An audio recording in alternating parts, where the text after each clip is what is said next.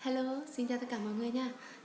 Ngày hôm nay thì quay trở lại với cái video này nhằm chia sẻ với mọi người một cái vấn đề nữa mà rất là không chỉ cả cái chị em phụ nữ chúng ta mắc phải, mà bên cạnh đó cả cái cánh mày râu thì các bạn nam cũng đang gặp phải cái tình trạng này.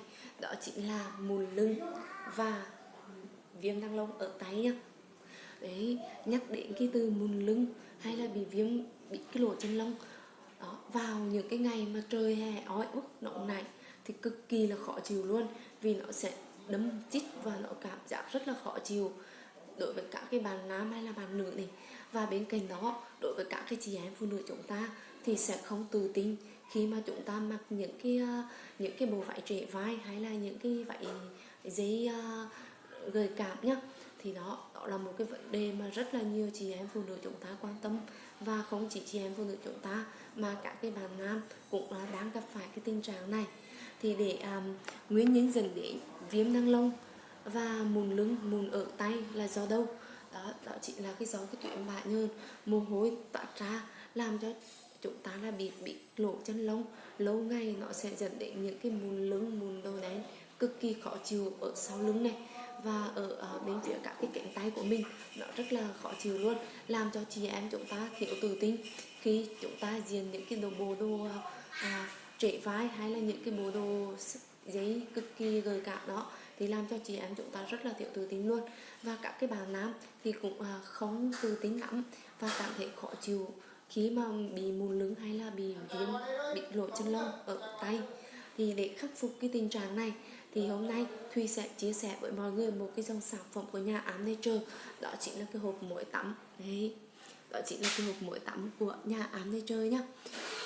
Hộp muối tắm của nhà Am Nature được chiết xuất từ dầu quả bơ này, tinh dầu hương thảo này, tinh dầu tràm gió, trà xanh hay là dầu ô liu, được chiết xuất hoàn toàn từ thiên nhiên.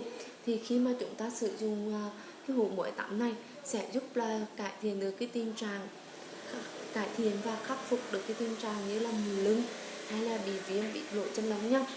Thì cái cách sử dụng muối tắm này sao cho hiệu quả nhất thì Thùy sẽ chia sẻ cho mọi người luôn. Thì một tuần chúng ta chỉ nên sử dụng từ 2 đến 3 lần cái hộp muối tắm thảo dược này. Và trước khi dùng muối tắm thì chúng ta sẽ làm ướt cơ thể qua bằng nước ấm nhá. Sau đó chúng ta sẽ lấy một cái lượng muối nhất định, chúng ta sẽ cho ra tay. Sau đó chúng ta sẽ massage cái toàn thân của chúng ta, massage như vậy cho đến khi nào cái lượng muối tắm này nó hòa tan hết nha.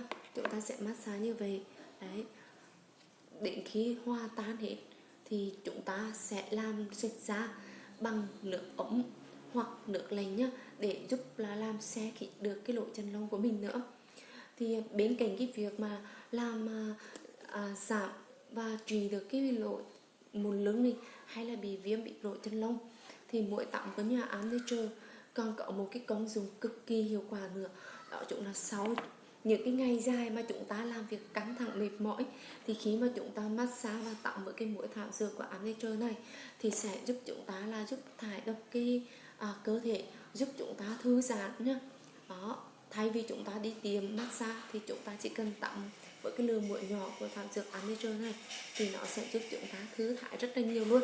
Và bên cạnh đó nó sẽ giúp chúng ta tẩy được những cái da chết đó. Lâu ngày chúng ta phải thỉnh thoảng chúng ta phải tẩy cái da chết đó, thì nó sẽ bảo vệ cái làn da của chúng ta, tránh bị viêm lỗ chân lông này hay là bị mụn đầu đen và mụn ở lưng luôn nữa nhá.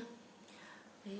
Và bên cạnh đó, đối với những bạn nào mà có thường toát cái mồ hôi mà có cái mùi, thường có mùi khó chịu, thì khi mà chúng ta sử dụng hoặc tắm cái muối tắm thảo dược của Am Nature này thì nó sẽ giảm được cái mùi hôi cơ thể của chúng ta, giúp chúng ta tự tin hơn trong cái cuộc sống hàng ngày đấy nhá. Đấy, mỗi tuần chúng ta chỉ nên sử dụng từ 2 đến 3 lần thôi. Vừa rồi thì Thùy đã chia sẻ cho mọi người một cái dòng sản phẩm giúp trị mụn lưng này, viêm bị lỗ chân lông, và giúp chị em chúng ta và các bạn nam cánh mày râu tự tin hơn trong cái cuộc sống hàng ngày nhé. Đây là một cái giải pháp tuyệt vời luôn. Đó chính là cái hộp muối tắm thảo dược của nhà Am Nature nhé.